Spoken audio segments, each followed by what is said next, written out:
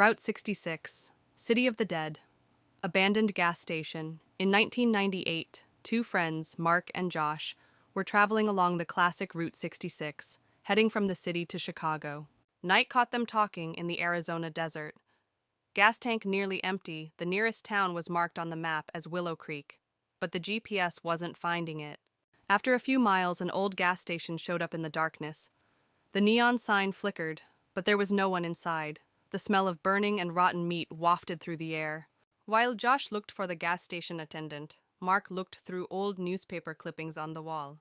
One headline read, "Town of Willow Creek erased from maps. 1967. The road to the unknown." Unable to find gasoline, the boys decided to drive on. After a few minutes, they found a woman by the roadside.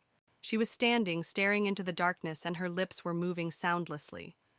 Josh rolled down his window and asked, "Do you need help?" The woman turned her head over. Her skin was gray-green and her eyes were empty. She lunged sharply at the hood, clawing at the glass with her long black legs. In a panic, Mark hit the gas, knocking her down. "Shit! Did you see her face?" Josh gasped. "It was not human," Mark whispered. "Ghost town." Soon they saw a sign that said, "Welcome to Willow Creek," but the town looked abandoned. Shops stood empty, cars were rusty, and mailboxes showed old inscriptions, as if they had not been touched by traffic. In the main square stood a sign, "Quarantine Zone, no entry allowed." "We shouldn't be here," Josh muttered.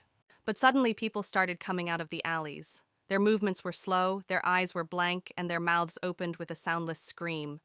Their skin was decayed, and a dark liquid dripped from their mouths. "Let's get out of here," Mark shouted. They ran toward the car, but a crowd of zombies had already surrounded it. One of the dead men, an old man in a hat with a sheriff's badge, slowly raised his hand and pointed at them as if ordering the crowd to attack.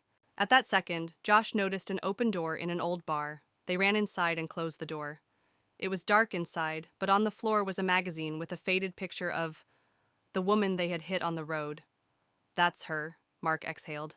An article about a virus outbreak in Willow Creek in 1967. The army had cordoned off the town, but the virus had mutated, turning people into more than just zombies, creatures that remembered who they were, and waited for more victims. Last call. At that moment, a creaking sound was heard behind their backs. The bartender, all covered in rotting flesh, looked at them with a smile. "Welcome, guys," he wheezed. "You're here. Forever." The door slammed shut behind them. The lights went out. The last thing they heard were footsteps pictured from the darkness.